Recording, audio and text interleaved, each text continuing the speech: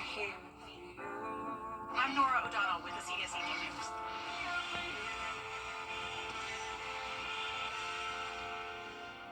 Join the AugustaMetroChamber.com.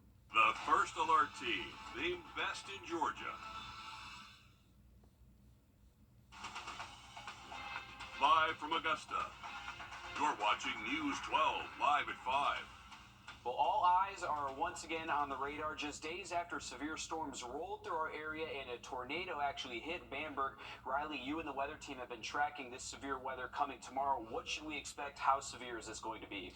Well, it looked like we were going to have a pretty significant system again for tomorrow. Now, we haven't completely eliminated severe weather chances. There's still going to be the opportunity, but it does look like the threat is lower from updates and models that we've seen so far today. Here's a current look at our radar network. So we are dry. We are seeing a few clouds, especially south of I-20 across the area. The system moving in tomorrow, you can see just now showing up to the Central Plains, actively bringing a few snowflakes between Denver to Albuquerque. We're going to see some severe weather form ahead of this as we head into tonight and tomorrow. You can see how the system really blossoms once it gets into the Mississippi River Valley. So by tomorrow morning, you can see very robust thunderstorms with this ahead of it. Now, we're still dry tomorrow morning. Our thunderstorm risk most likely doesn't increase until we get to after 2 o'clock tomorrow afternoon. This is going to be the initial warm front with this system, so initially the severe weather threat is very low. It's later into the afternoon, and I would say before 8 p.m. we kind of get in this sector right here, what we call the warm sector, between the cold and warm front. That's where we could have a few discrete cells form, and that's where we potentially could see those rotate and produce severe weather. So still keeping the opportunity maybe for some stronger storms tomorrow. Just looks like the environment may not be as conducive for a widespread severe weather event. Those rain chances once again peaking later into tomorrow afternoon and evening, but starting to notice that we are seeing that rainfall move in by around the lunch hour tomorrow. So it is a first alert. It was a first alert weather day. We've dropped it down to just a first alert, so still don't want you to let your guard down at all. There is going to be the opportunity for severe weather tomorrow. It looks like it should stay isolated, but there's also a wind advisory in effect that will start Friday afternoon and last all the way to early Saturday. We're going to have much more on this forecast in just a bit, but let's get a quick update on your first alert traffic. And now, First Alert traffic. All right, here's a current look outside of our building, I-20 and Riverwatch Parkway. Not too bad at the moment. We got beautiful conditions outside. You can see mostly sunny conditions out here for us, but we are noticing just a few clouds a little bit south of us. Going out to Grovetown next, Lewiston Road, exit 190, I-20 moving okay there in Columbia County, and Lewiston Road doesn't look like it's backed up too much at the moment. Have much more of the severe weather threat tomorrow in just about 10 minutes. Thank you, Riley. Schools starting to react to the potential of severe weather coming tomorrow. So far, Aiken, Barnwell, and McCormick County schools, they say they will operate on an early release schedule tomorrow, as will Horse Creek Academy. Orangeburg, Allendale, and Bamberg County schools, they will hold e-learning days tomorrow. To see a full up-to-date list of all school changes for tomorrow, you can scan the flow code on your screen. It will take you right to our website. And with this severe weather rolling through tomorrow, be sure to download our First Alert weather app. You can scan this flow code on your screen, and that'll take you right to the App Store, and you can download it. The app is completely free to download, and you can track real-time conditions with our First Alert radar network and our 24/7 weather channel. And I had it handy all day earlier this week. Big news for Richmond and Columbia County students tonight. The Junior Achievement Discovery Center of the CSRA is opening tonight. And students will now have a space where they can learn about economies and local businesses and learn real-life skills along the way. Our Nick Veland is at the Discovery Center live at 5, where the grand opening ceremony is set to begin in less than 30 minutes. Nick, tell us more about how students will benefit from all of this. Yeah, well, Meredith and Will, you can kind of see the space behind me. It is looking fantastic. And like Will said when he kind of was talking about earlier, it's real life skills through these specific... I had it handy all day earlier this week. Big news for Richmond and Columbia County students tonight. The Junior Achievement Discovery Center of the CSRA is opening tonight. And students will now have a space where they can learn about economies and local businesses and learn real-life skills along the way. Our Nick Veland is at the Discovery Center live at 5, where the grand opening ceremony is set to begin in less than 30 minutes. Nick, tell us more about how students will benefit from all of this.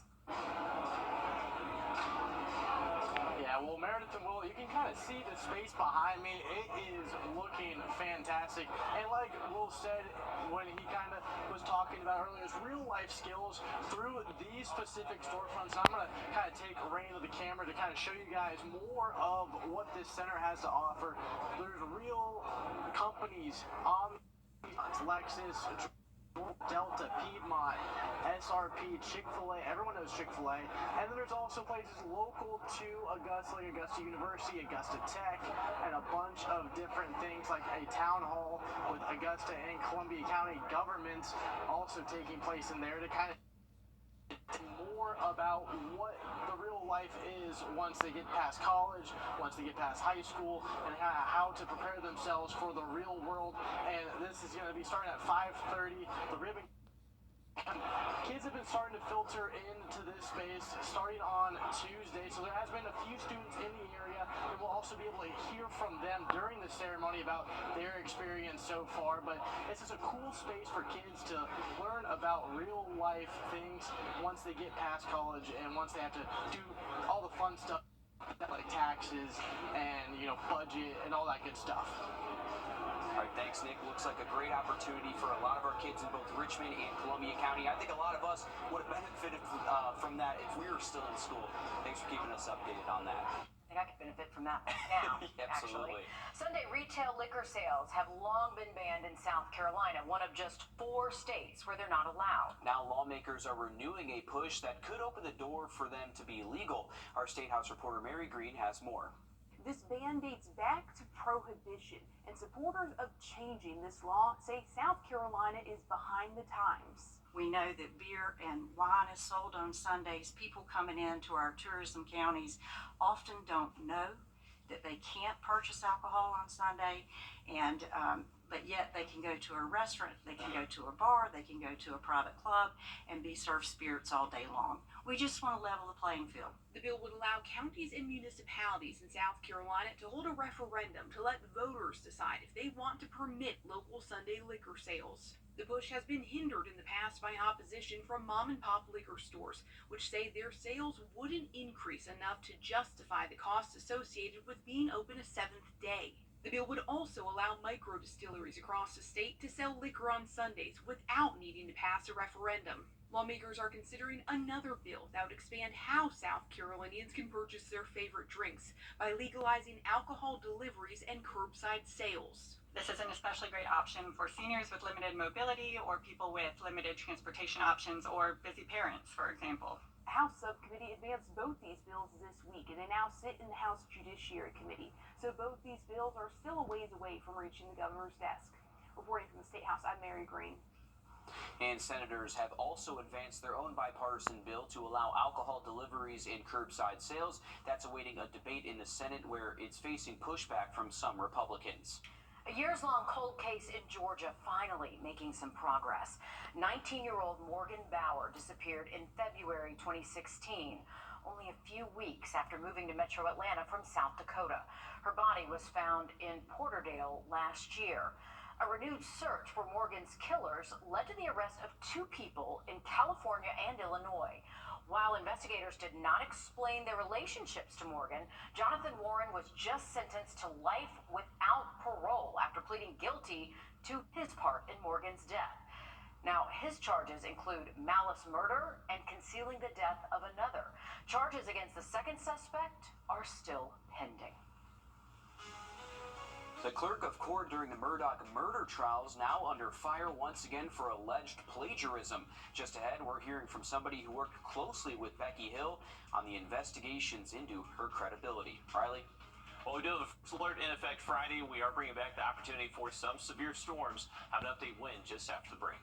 A couple days prior, we did mention that there could be the possibility of really strong tornadoes. Bamberg, make sure you are getting into your safe spot right now. You see it on radar and it looks awful, and your heart kind of sinks a little bit. You wonder how on earth no one was hurt. You would hope that you played a process in keeping people safe and being able to warn them in time. Thank Riley. I thank Riley so much. He saved our life. Yes.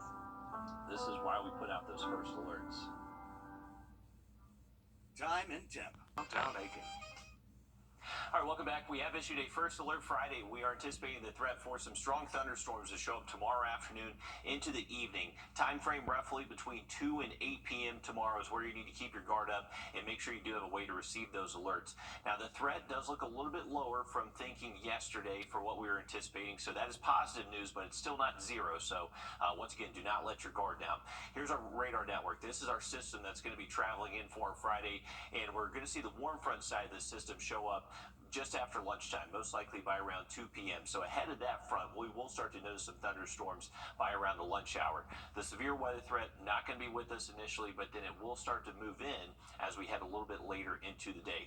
So this is the latest from the Storm Prediction Center. This is our wind threat for tomorrow, 15%, which doesn't necessarily sound like a lot, but if you were to kind of qualify this a little bit better, you would expect that 15% of this entire area shaded sees some type of severe weather report. So there's going to be the opportunity for these scattered severe storms, not only producing strong wind gusts, but also there is going to be a tornado risk. We definitely could see these cells get in their own environment, not really be connected to a line. We call those discrete cells, and those have the capability of rotating a little bit easier and definitely can't produce a tornado. Here's the way it's shaping up on our in-house model. So clear skies right now, temps are in the upper 50s. We'll fall down close to 40 by around midnight, noticing a few more clouds showing up by daybreak. Still a little bit chilly out there for the first part of the day in the 30s and 40s. This is the rain that pushes in by lunchtime. Our temperatures are still in the 50s, so no severe weather threat while our temperatures are looking like that. Once we get later into the day, this is after 4 o'clock, our temperatures have increased by about 10 more degrees. So we're in what's called the warm sector. We're in between the warm front and the cold front approaching from the west. So in between these two fronts is where you have very warm, humid, moist, energy-rich air to where these storms can tap into. And these are the cells we're worried about.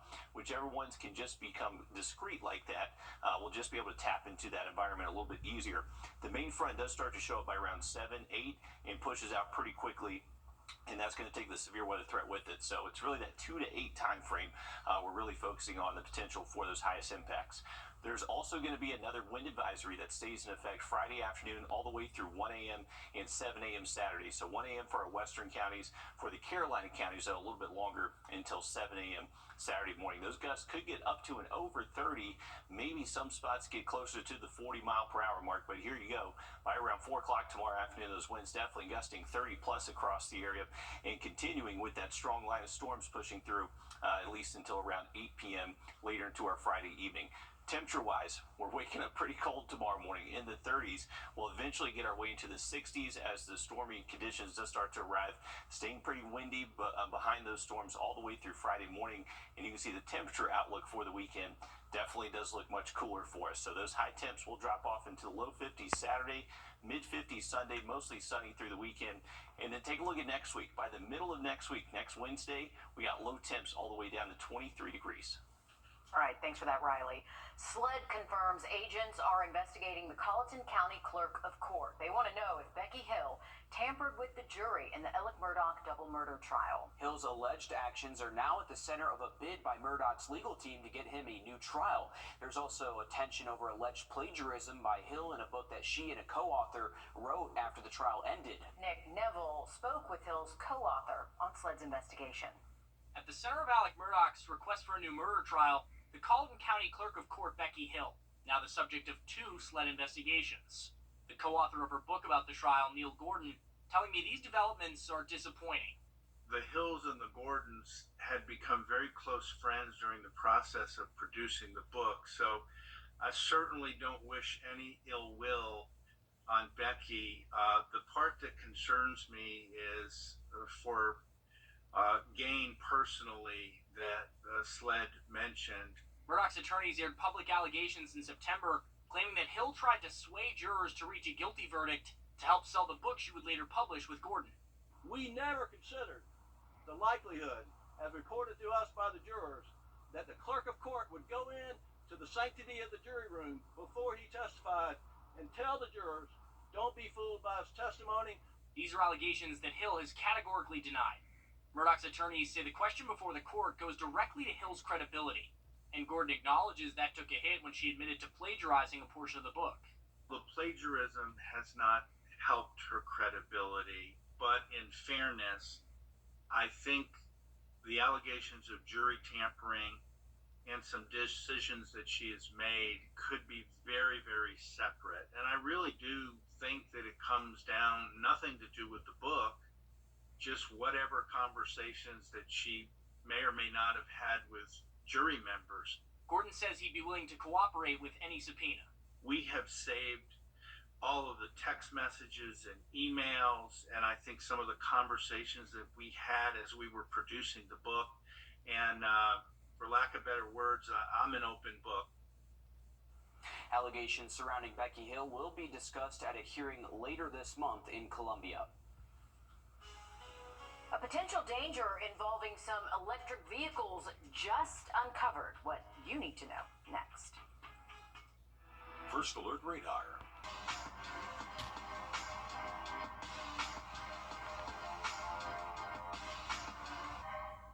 Were you or someone in your family injured in an accident involving a big truck? Chances are, while you were at the hospital, the insurance company was already on the scene, with lawyers and crash experts trying to build a case against you. You need a skilled legal team on your side, and you need it immediately. I'm Austin Jackson. My law firm has experience, resources, and experts of our own to get you the results you deserve. Injured? Call Austin Jackson, the Augusta guy. 706-724-7224. At TL of Capital.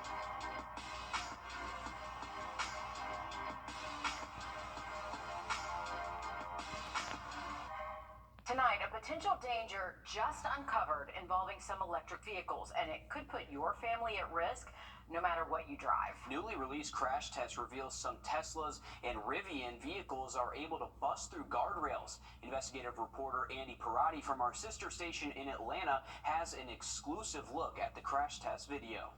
Yeah, I love it. It feels great. The drive's pretty smooth. Javier Flores hits the road in his dream car, a Tesla Model 3 sedan, purchased about a year ago. I love technology, and I just feel like it's a really safe, intuitive drive. When the Atlanta resident got it, safety was top of mind.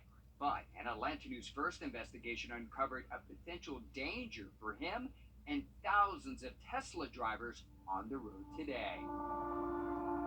Crash test video obtained exclusively by Atlanta News First shows when the Tesla hits this guardrail at 62 miles per hour, the vehicle goes through the barrier. Take a look. You'll see right away, this is not typical of what we see with the NGS test. What goes through your mind when you see this? Well, death. Honestly, like, I'm probably gonna die if that happens to me. That's not what's supposed to happen. Guardrails are meant to stop, deflect, or absorb the impact, like this crash involving a conventional vehicle. University of Nebraska researchers who conducted the test were surprised, revealing the results for the first time to the public this week. What we saw in the test is that maybe there's some other design features in electric vehicles that aren't, as compatible with our hardware as the current vehicle fleet is.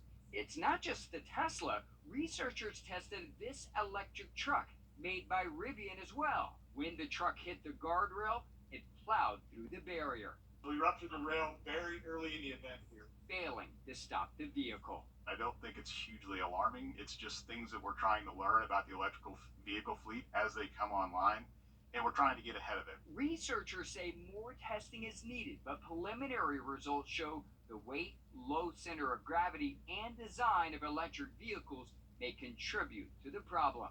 Rivian trucks weigh nearly 2,000 pounds more than conventional pickup trucks. They are not going to be shielded or protected. We'll hit right there. Steve Eimers is a guardrail safety advocate. He says the crash test showed the need for better collaboration between safety barrier engineers and electric automakers. We need Elon Musk to have the same seriousness with which he runs SpaceX to come to the table and say, hey, we've got an issue with the Tesla. Tesla did not respond to our request for an interview. Rivian declined to discuss the test results as well, but wrote in an email the Rivian pickup truck received a top safety pick award from the Insurance Institute for Highway Safety. It's crazy. It's kind of scary. After watching the video, Flores hopes the two industries will come up with a solution soon. So I don't really know what Tesla could do or like what infrastructure we can have on the highways to make things better. But a change needs to happen.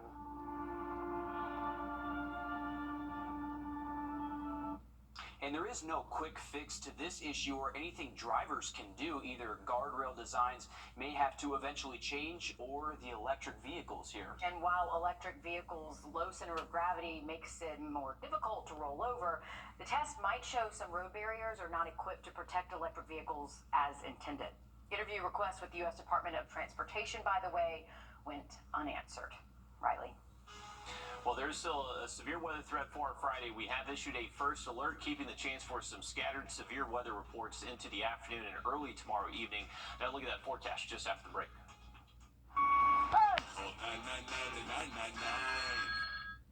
It's a new year, and many homeowners start thinking about home improvement projects this time of year. Your roof is one of the most important investments for the security of your home, and thankfully, the professionals at Roof Savers specialize in roof rejuvenation, which will extend the life of your asphalt shingle roof by 5 to 15 years. I'm here with Russell Beckham, one of the owners of Roof Savers, and Russell, explain what roof rejuvenation is and the Roof Savers process. So, roof rejuvenation is the process of reintroducing the protective qualities to asphalt shingles, such as the flexibility, the granular adhesion, and also adding resistance to hail damage. Our first visit to a customer's home is to evaluate the roof. We are looking for any leak-prone areas such as damaged pipe booths, loose chimney flashing, things like that, and we want to correct all that before the process is started. Then we will soft wash your roof to make sure all the black algae and moss and dirt come off. Then the roof is treated with the rejuvenation to extend the life of the roof.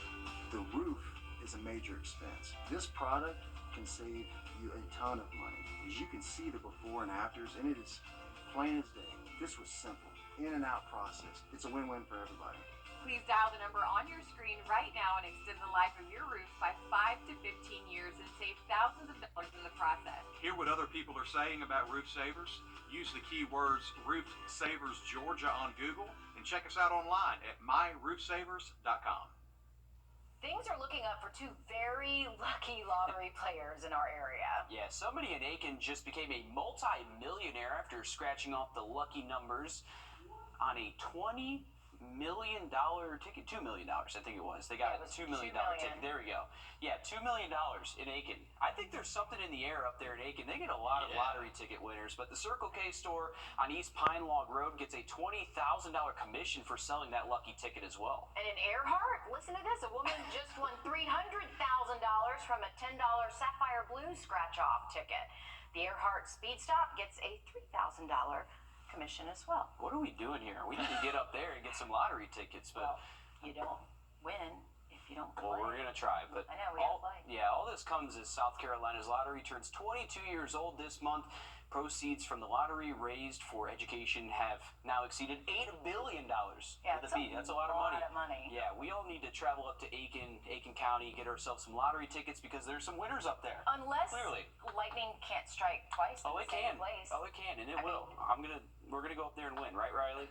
I'm right there with you, Will. You got to play to win, and I agree with you. Aiken definitely pops up a lot for those winners, but $2 million winner, I think that's the biggest winner I've ever seen from our area. Yeah, you raised your hands like, what the heck? $2 million? I don't think I've ever seen a big winner like that here. I don't think I have either. That is impressive. So, good luck with your winnings. Be financially responsible with it. Hey, 53 degrees this afternoon, so we are cooling off a little bit, getting closer to sunset. If you're heading out this evening, luckily we're not expecting any rainfall. Temperatures are going to be a little bit cool out there.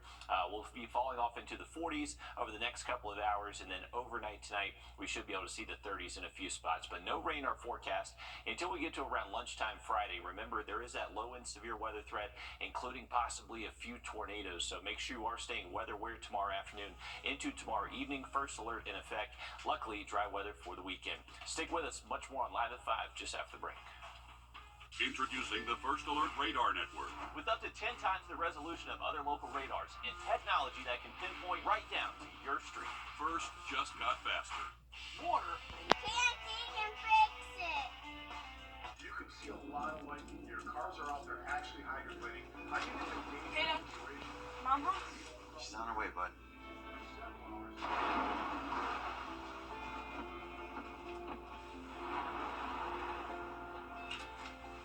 nasty out there.